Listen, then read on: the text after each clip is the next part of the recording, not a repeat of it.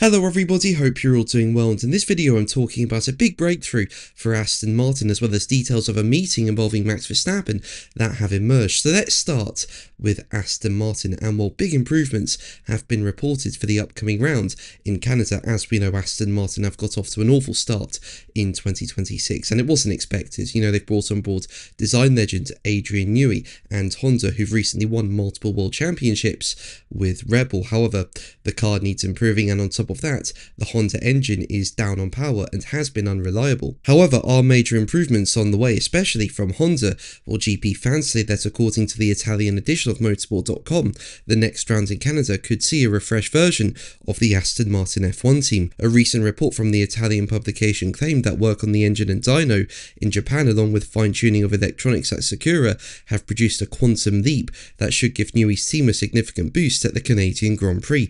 This is due to the upgrades assisting with the traction of the car, which will be highly useful at a track as stop-start as the circuit de Gilles Villeneuve in Montreal. Now make sure to leave a like and subscribe so you don't miss my Formula 1 content and are kept up to date with F1 news. All your support means so much to me and I'm very thankful for it. Now going back to Aston Martin, and these reported improvements from Honda come following improvements at the last round in Miami. As we know, the Honda engine has been suffering from vibrations. However, those vibrations were reduced in Miami, and Aston Martin went on to record a double finish in both the sprint and the main race in Miami, and that's really positive for Aston Martin. I mean, they've been struggling to finish Grand Prix and sprint races before then, so to record a double finish in both is definitely a step in the right direction. And previewing Canada, Honda Trackside General Manager and Chief Engineer Shintaro Orihara said, as quoted by motorsport.com, "In Montreal, which is Lance Stroll's home race, we will focus on enhancing the drivability and our energy management strategy to support the drivers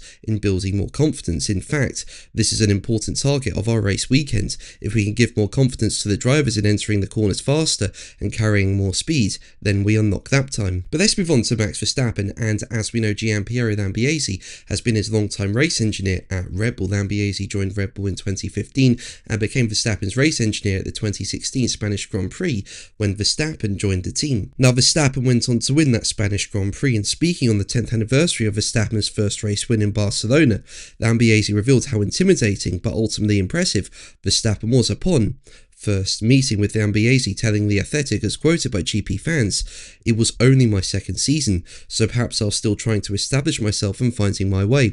He definitely was, despite being an 18-year-old, very intimidating. I'd worked with and been introduced to plenty of young drivers over the years, and most of them are pretty subservient. They just sit there quietly looking up at you, just believing everything you say. Max was different. He was like, well, how do I go about this? Where's this? He's already poking and probing." Now, Verstappen and Lambiase built up a really good relationship over the years and have won multiple world titles together. However, Lambiase is leaving Red Bull to move to McLaren in 2028 to be their chief racing officer. But that's going to be the video from me. Thank you ever so much for watching. Make sure to like and subscribe for more videos, and until the next one, take care.